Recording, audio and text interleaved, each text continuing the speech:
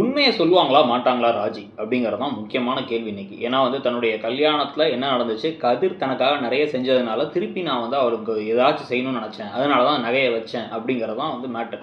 இதை கடைசி நிமிஷத்தை ஏற்கனவே இந்த மாதிரி 2-3 தடவை பிரச்சனை வந்தபோது ராஜி இதை சொல்ல வந்தாங்க, தடுத்து நிறுத்தியிருக்காங்க. அதே மாதிரி இப்போ நடக்குமா, இல்லை ராஜி உண்மையை சொல்லி ஒரு பெரிய ட்விஸ்ட்டாக அந்த கதையில் நடக்க போகுதா? ஏன்னா இது வந்து நிறைய பிரச்சனைகளை கொண்டு வரும். ஸோ அதுக்கு முன்னாடி நீங்கள் நடந்தது வந்து பார்த்தீங்க அப்படின்னா வந்து ஓவராலாக வர ஆரம்பிச்சிட்டாங்க. பிரச்சனை ஆகிடுச்சு வீட்டில், எதிர்த்தா வீட்டிலேருந்து சக்திவேல் ஏதோ பிரச்சனை பண்ணுறாரு அப்படின்னு தெரிஞ்சு இப்போ சரவணா வராரு, செந்தில் வராங்க. வரும்போதுனா வந்து உங்கள் தம்பி திருடன், திருட்டு பைய, அயோக்கியன் அப்படின்னு வந்து கத்திட்டு இருக்காரு, உட்காந்துருக்காரு.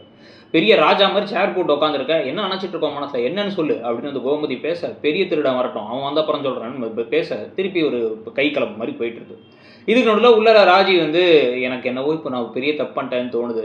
எங்கள் சித்தப்பா சில பேர்கிட்ட ஆள் வச்சு ஒரு ஃபினான்ஸ் கம்பெனி நடத்துறாரு, அவரோட ஃபினான்ஸ் கம்பெனியில் தான் போய் நான் கொடுத்துருக்கேன் போலன்னும் போதே காரியம் கெட்டுச்சு போகணும், கூடவே இருந்திருக்கணும். எப்போ நகையை வாங்கிட்டு சாயங்காலம் பணம் தரோன்னு சொன்னாங்களோ அப்போவே நீ விவரமாக இருக்கணும், என்ன பண்ணுறது இப்போ அப்படின்னு இந்த பக்கம் மீனா வேற யோசிச்சு ஒரு மாதிரி குழப்பத்தில் இருக்காங்க. ஸோ மீனாவுக்கு என்ன பண்ணுறதுங்கிறது ஒன்றுமே புரியல. இப்போ இந்த சமயத்தில் தங்கமயில் வேறு வந்து உங்கள் 2 பேருக்கு என்ன இது தனியாக பேசுகிறீங்க அப்படின்னா, ஒன்றும் இல்லைக்கா, அவளுக்கு ஒன்றும் தெரியாதுங்கிறத உள்ளே வந்து சொன்னான் அப்படின்னு சொல்லிட்டு இப்போ வெளில வராங்க. வெளில வரும்பொழுதே அடுத்து பாண்டியன் இப்போ வந்துடுறாரு.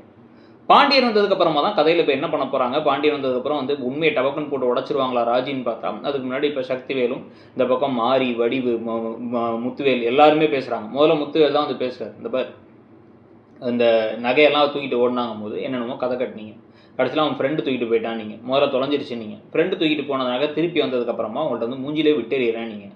ஆமாம், வந்தால் விட்டெறிஞ்சிருவேங்கிறாரு பாண்டியன். அப்போ இப்போ யார் போய் நான் அடகு வச்சுது அப்படின்னு கேட்டால், என்னது அடகு வச்சா, என்ன நடக்குதுன்னா அங்கே ஒருத்தவங்களுக்கும் ஒன்றும் புரியல.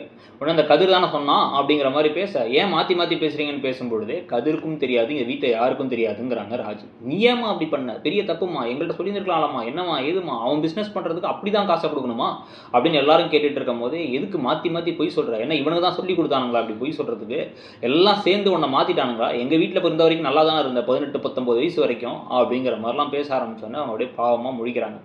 ஸோ இந்த சண்டைகள்னா அதிகமாகிட்டே போகும்பொழுது இப்போ வந்து வடிவே வந்து டக்குன்னு என்ன சொல்கிறாங்கன்னா, இப்படி ஒரு பொழப்பு உனக்கு தேவையா, உன்னை என் பொண்ணு அப்படின்னு சொல்லிக்கிறதுக்கே அசிங்கமாக இருக்குது, ஏன் இவ்வளோ பொய் சொல்கிற அப்படின்னு கேட்கும் பொழுது, அவன் அவ்வளோ பண்ணியிருக்காமா, இன்றைக்கி அப்பாவும் சித்தப்பாவும் வந்து தலை நிமிர்ந்து நடந்து போகிறாங்கன்னா அது காரணம் கதிர் தான், அவன் எவ்வளவோ பண்ணியிருக்கான் அப்படிங்கும்போது எதுக்கு பொய்யா சொல்லிட்டு தெரியுற, என்ன புது பொய் சொல்கிற அப்படின்னா, அந்த பாருங்க நான் பொய்யெல்லாம் எதுவும் சொல்லலை, நான் ஒன்றே ஒன்று தான், ஒரே ஒரு உண்மையை மறைச்சேன், அந்த ஒரு உண்மையை மறைச்சதுனால நான் மாற்றி மாற்றி பொய் சொல்ல வேண்டியது இருக்குங்கிறாங்க. இது ஒன்றும் புரியல கோமதி, என்ன சொல்கிறான்னா உண்மை அப்படின்னா, கல்யாண உண்மை, நீங்கள் தானே அவள் கல்யாணத்தை செஞ்சு வச்சிங்க, அதைத்தான் சொல்லிக்கிட்டு இருக்கா அப்படின்னு மீனா சொன்னோடனே உங்களுக்கு பகீர்னு இருக்குது.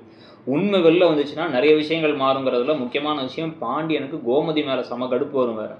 இந்த மாதிரி ஒரு ப்ரெஷர் சுச்சுவேஷனில் இப்போ என்ன செய்ய போகிறாங்க, கடைசி நிமிஷத்தில் ராஜி சொல்லிட போகிறாங்களா இல்லையா, நீங்கள் என்ன நினைக்கிறீங்க, அந்த கதை எப்படி போகுதுங்கிறத சொல்லுங்கள். தேங்க்யூ.